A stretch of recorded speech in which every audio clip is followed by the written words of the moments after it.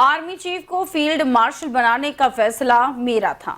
वजीर आजम शहबाज शरीफ ने सीनियर सहाफियों से गुफ्तगू करते हुए कहा कि कोई भी फैसला करने से पहले मैं नवाज शरीफ से भी मशावरत करता हूँ। वाज़ेह है कि गुज़श्ता रोज वफाकी काबीना ने army chief general Syed Asim Munir निशान इम्तियाज मिलिट्री को फील्ड मार्शल के ओहदे पर तरक्की देने की मंजूरी दी थी। जंग में किसी की जीत होती है तो किसी एक की हार होती है।